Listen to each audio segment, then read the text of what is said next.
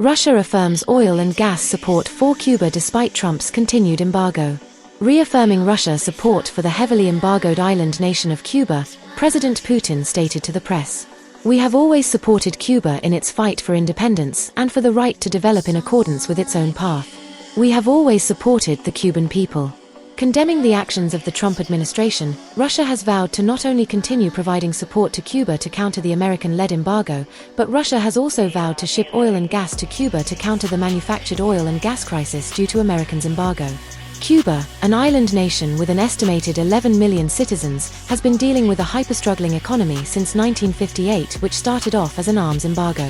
Soon after that, Cuba agriculture and energy sectors were also targeted in 1960.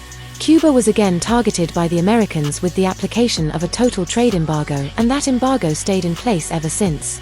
The 60-plus-year-long embargo has essentially frozen Cuba in time, and although the country of Cuba has endured the Americans' embargo, Cubans have had to face unstable and crumbling power grids which would result in rolling blackouts, as well as severe food and medical shortages, and perpetual issues within their logistics and transportation sector.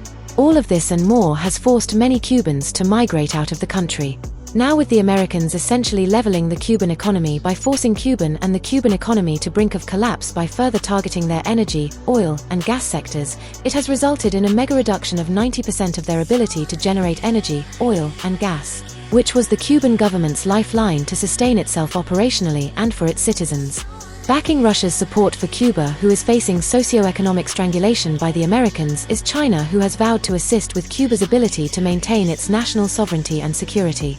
Making matters worse for both the government of Cuba and its citizens, President Trump declared a national emergency when it came to diplomatic relations with Cuba due to Cuba's alleged alignment with hostile countries, transnational terrorist groups, and malign actors.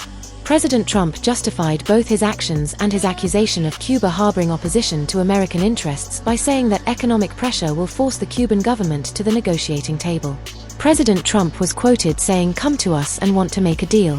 Many geopolitical analysts are not only skeptical of President Trump's perspective, but they are and have been critical of the actions of the Trump administration and all other presidential administrations since American President John F.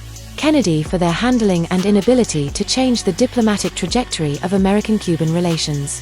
Now that Russia, China, and the possibility of other BRICS and CRINC nations coming into play for the betterment of the Cuban government, the American government finds itself successfully countered by the emergence of the new multipolar world.